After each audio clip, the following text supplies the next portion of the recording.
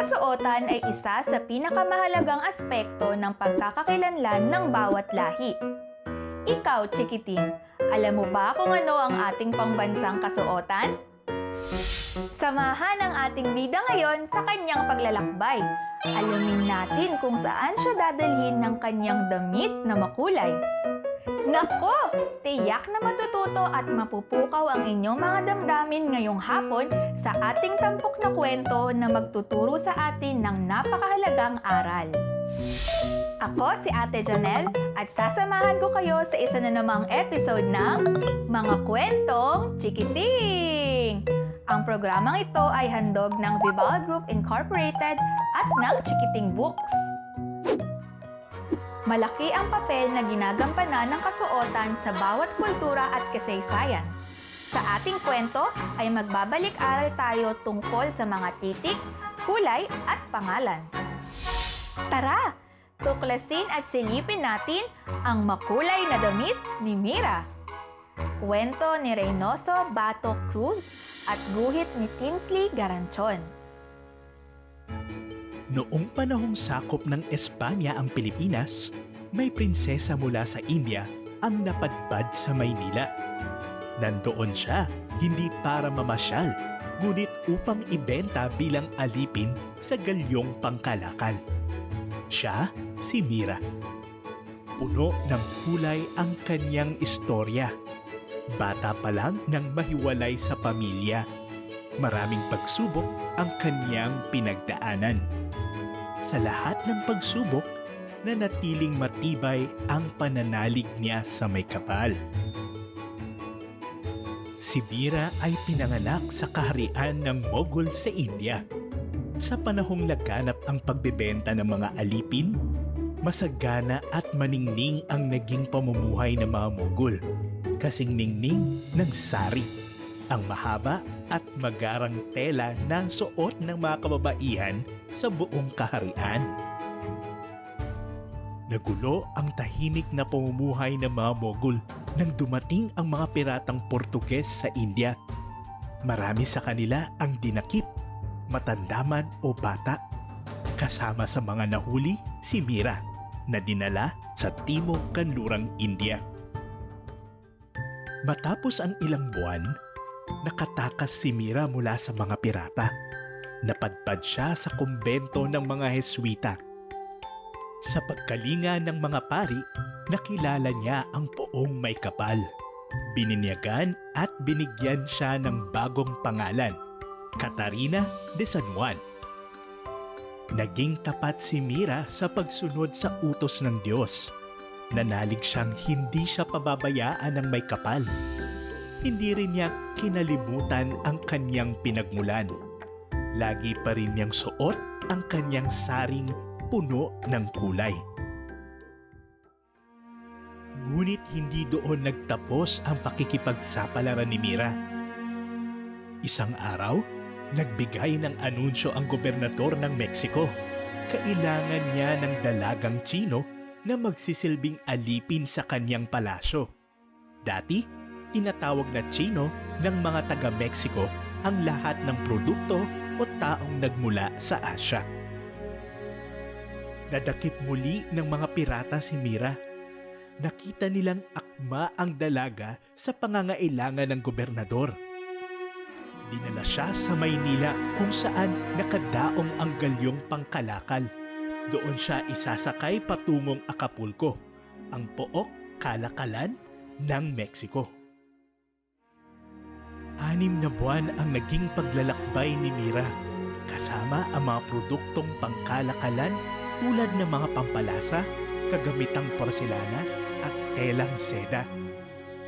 Batid niyang hindi tama sa mata ng Diyos ang pangangalakal ng alipin. Lagi niyang panalangin ang maging malaya. Sa wakas, nakarating ang galyon sa Acapulco. Dito niya makikilala ang kanyang maharlikang amo. Ngunit anong nangyari? Hindi naganap ang plano dahil nadinig ng Diyos ang kanyang mga pagsusumamo. Nakilala ng mga pirata ang isang mayamang mag-asawa na taga Puebla. Naghahanap sila ng babaeng kanilang makakasama. Nais nilang bilhin si Mira kahit na 10 ulit ng kanyang halaga. Walang nagawa ang mga pirata kung hindi siya ay ibenta. Hindi nga siya pinabayaan ng Diyos. Napunta si Mira sa mag-asawang may mabuting kalooban, sina Don Miguel de Sosa at Doña Margarita ng Puebla. Hindi mabiyayaan ng anak ang mag-asawa, kaya itinuring nilang anak si Mira. Natapos din ang pagdurusa ng ating prinsesa. Ang kanyang kinabukasan ay napuno ng pag-asa. Puno ng saya ang naging buhay ni Mira sa Puebla. Ngunit hindi niya kinalimutan ang kanyang pinanggalingan. Suot pa rin niya ang kanyang saring makulay, ang tanging bagay na nagbibigkis sa kanyang naiwang pamilya at kaharian. Lumipas ang maraming masasayang taon. Tumanda at pumanaw ang mag-asawang sa kanya ay umampon. Sa kanilang nalalabing sandali, nagbigay sila ng huling habilin. Pinalalaya nila ang lahat ng kanilang alipin. Sinagot ng Diyos ang kanyang panalangin. Ganap ng malaya si Mira sa pagkaalipin. Ngunit isa lamang ang nais niyang gawin, ang maglingkod sa Diyos at habang buhay siyang purihin. Suot ang kanyang saring puno ng kulay, pumasok muli si Mira sa kumbento. Doon ay inalay niya sa Diyos ang kanyang puso at buong pagkatao. Tumulong siya sa mahihirap at nagbahagi ng ebanghelyo. Ginugon ni Mira ang kanyang buhay sa pagpapakabanal. Hindi rin siya tumigil sa pag-alala ng kanyang pinagmulan. Nanatiling suot niya ang saring nakabalabal sa kanyang katawan. Namumukod tangi ang makulay niyang kasuotan sa mga kababaihang Pueblana. Marami ang gumaya sa makulay niyang damit. Inangkop nila ang sari sa kanilang kultura at ginawang mahabang bestida. Binubuo ito ng puting blusa na may maikling manggas at mahabang palda na mayroong maliit na pakinang, abaloryo at makulay na burdang seda. Ang mga taga-Puebla ay humanga sa makulay niyang kasuotan at angking kabaitan. Papuri at pasasalamat sa Diyos ang naging layunin ng kanyang buhay. Isang magandang regalo ang naging kapalit ng kanyang katapatan. Natamo niya ang kanyang kalayaan at nanatili siya sa puso ng mga taga-Puebla. Namatay si Mira sa edad na 82. Ang kanyang damit ay kinilala bilang pambansang kasuotan sa Mexico. Tinawag itong China Poblana bilang pagkilala sa prinsesang nagmula sa Asia na namuhay ng matapat sa Puebla. Pagsunod-sunurin natin. Ilagay sa tamang pagkakasunod-sunod ang mga pangyayari sa kwento. Si Mira ay ibinenta sa mabait na mag-asawang Pueblano. Namatay sina Don Miguel de Sosa at Doña Margarita at nag-iwan ng huling habilin na pinalalaya ang lahat ng kanilang alipin. Si Mira ay dinakip ng mga piratang Portuges at dinala sa Timog Kanlurang India. Namatay si Mira, ngunit ang kanyang kabutihan at makulay na China Poblana ay nanatili sa puso ng mga taga-Puebla. Nakatakas si Mira sa mga pirata at tinulungan siya ng mga pari sa kumbento. Siya ay bininyagan at binigyan ng bagong pangalan, Catarina de San Juan. Naglakbay si Mira ng 6 na buwan sakay ng kalakalang galyon. Bumalik si Mira sa kumbento para tulungan ang mahihirap at nalulumbay.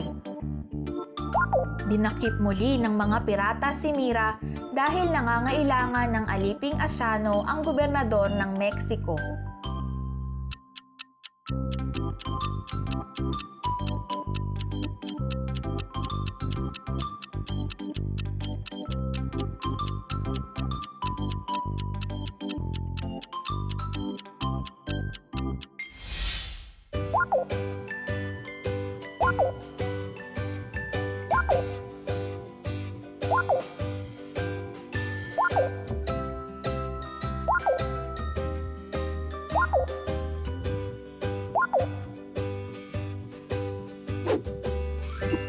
Mahusay!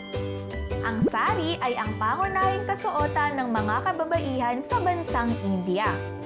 Isinasabit sa katawan sa ibabaw ng kanilang bestida. Ang dulo ay naiiwang nakasabit o kaya naman ay inilalagay sa ulo bilang hood. Ito ay may habang 5 hanggang 7 yarda. Ang sari ay karaniwang gawa sa telang seda na may borda. O mga chikiting, natuto ba kayo sa ating kwento? Nako, ubos na naman ang ating oras. Natuwa ba kayo sa ating kwento? Kung ganon, iiwanan ko kayo ng takdang aralin ha?